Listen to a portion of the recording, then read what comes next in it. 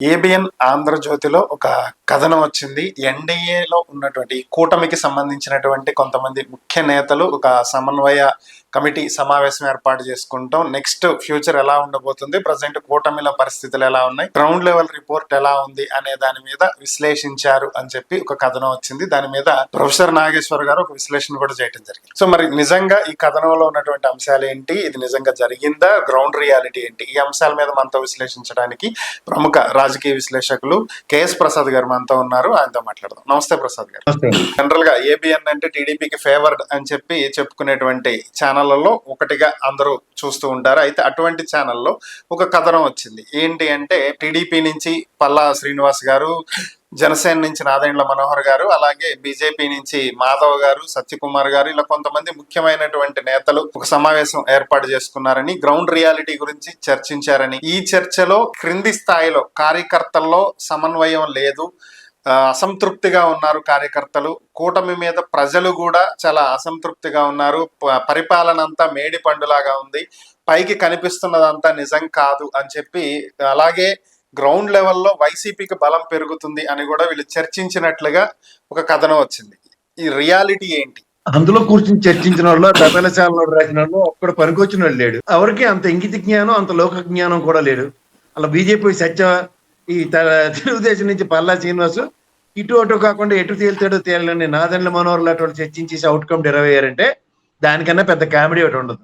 వాళ్ళ మొహానికి మన కూర్చుని ఏడిసింది ఏంటంటే, రేపు వాళ్ళది ఏంటిది స్థానిక సంస్థల ఎలక్షన్ లో నీకు 5 నాకు 3 నీకు 5 నీకు 10 అన్న దగ్గర 15 5 80 తేల్చారు.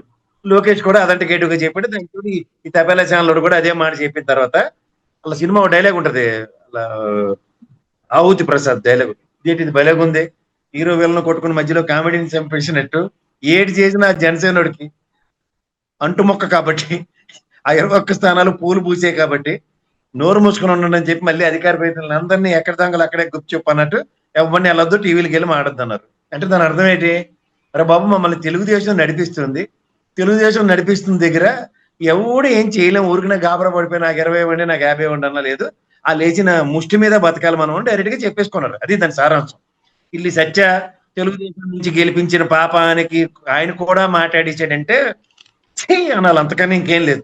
రాష్ట్ర రాజకీయాలు సత్యాలతో మాట్లాడించాడంటే మినిస్టర్ అయితే అయ్యాడు, కానీ మనం అది వినవలసి వస్తుందని దానికి తోడు బుర్ర తక్కువ తపేలా ఛానల్ రాశాడంటే మీకన్నా దౌర్భాగ్యులు ఇంకోళ్ళు లేరని డైరెక్ట్ గా చెప్పవచ్చు. ఏడు చేసిన మాట్లాడేస్తారండి ఆయన. వాళ్ళ ఇంట్లో వాళ్ళకే గట్టిగా తెలియదు ఆయన సత్య అని, అలా వెంకయ్యనాయుడికి తప్ప. ఫస్ట్ థింగ్, చంద్రబాబు నాయుడు గారు లాగా, లోకేష్ లాగా, లేదా పవన్ కళ్యాణ్ గా సినిమాటిక్ సిచ్యువేషన్ వల్ల జనాలు రావడం అన్న దగ్గర చూస్తే చంద్రబాబు గారికి లోకేష్ గారు అయితే ఏకలు రొప్పుకోవడమే, అసలు జనాలు వచ్చే ప్రసక్తి కనబడట్లేదు ఎక్కడ ఈ 2 years డెవలప్మెంట్ లో చూస్తే. అండ్ మోర్ ఓవర్ వీళ్ళు ప్రాస్పెక్టివ్ గ్రోత్ అన్నది స్టేట్ ప్రాస్పరిటీని గమనిస్తే వీళ్ళ ఆయనలో ఏమీ జరగట్లేదు, ఒకతంపుడు ఉపన్యాసాలు తప్ప. ఇది ప్రజలు బ్రహ్మాండం గ్రహించారు. తర్వాత డెలివరబుల్స్ నేను ఎప్పుడు మాట్లాడుతూ ఉంటాను, సంక్షేమాలు ఎప్పుడైతే ప్రజలకు అందట్లేదో ప్రభుత్వం మీద నిస్సహాయ స్థితికి ఆటోమేటిక్ గా వాళ్ళంతటా వాళ్ళు తెలియకుండానే స్ట్రైవ్ చేసుకుంటున్నారు వాళ్ళు స్టీరింగ్ ని. ఇది కాకుండా ఎంప్లాయీ సెగ్మెంట్ లో కూడా తీవ్ర వ్యతిరేకత ఉంది.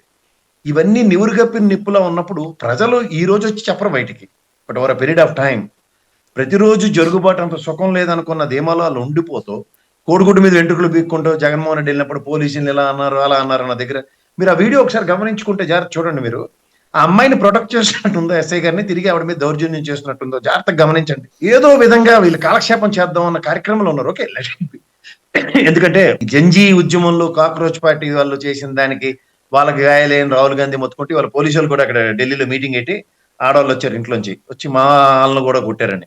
మరి అంత మాబుల్లో ఖచ్చితంగా మనం 4-5 వీడియోలు చూసాం. ఒకడు గోప మీద కొట్టిన కుర్రాడిని చూసాం పోలీసు, ఇంకోళ్ళు ఏమో డాన్స్ లేస్తూ చేసినవి అన్ని జరుగుతాయి సార్. అలాంటి దగ్గర గలాబాల్లో అందరూ గాంధీ మార్గంలో ఉన్న ఒకడొకడు కోతి ఉంటుంది, ఒకటి ఆ కోతి వేషాలు లేకుండా ఉండదు. సో ఇట్లాంటివి మనం సర్వసాధారణం. తర్వాత ఇంకోటి, పోలీసు నిర్బంధాలతో ప్రజల్ని నిలువరించొచ్చు అన్న భ్రమల్లో ఈ తెలుగుదేశం కూటమి గవర్నమెంట్ ఉంటే వీళ్ళకన్నా అమాయకత్వం ఇంకోటి ఉండదు. వీళ్ళు ఎంతసేపు జగన్మోహన్ రెడ్డిని డౌన్ చేసి చూపిద్దాం అనుకున్న దగ్గర, ఆఫ్టర్ ఆల్ పవన్ కళ్యాణ్ ప్రజలందరూ డౌన్ చేసేసరికి తిరుగుబాటు వచ్చి పునరభై ఏదో కాసేద్దాం అని చెప్పి సరే కాసేరు, ఒక సీట్లు గెలిపించి చూపించారు. అతను ఒక ప్రూవన్ లెతలు ఒక 5 సంవత్సరాలు పరిపాలన చూపించాడు. ఎంత కాదన్నా సర్టన్ సెగ్మెంట్ ఆఫ్ పీపుల్ దగ్గర యాక్సెప్టెన్స్ ఉంది. ఇది ఎందుకు గ్రహించట్లేదో నాకు అర్థం కావట్లేదు. ఇప్పుడు వాళ్ళు తెలివి తక్కువతనానికి ఎన్ని నిదర్శనాలు అంటే, ఒకటి జగన్మోహన్ రెడ్డి గారి పాదయాత్ర, అంతకన్నా ముందు రాజశేఖర రెడ్డి గారి పాదయాత్ర, ఏమీ కాకుండా అధికారులు డాలిగా వాళ్ళు ఏమవుదని ఆ ముసిలి దద్ది బ్యాచ్ అంతా కూర్చొని డిసైడ్ అయ్యి లాస్ట్ కి ఏమైంది ఆర్థపనులు పెట్టి ప్రభుత్వాలు చెప్పారు. ఇప్పుడు కూడా ఓవర్ యాక్షన్లతోనూ అవహేళనలతోనూ బుల్డోస్ చేసుకుంటూ వెళ్ళిపోదాం అనుకుంటే కుదరదు.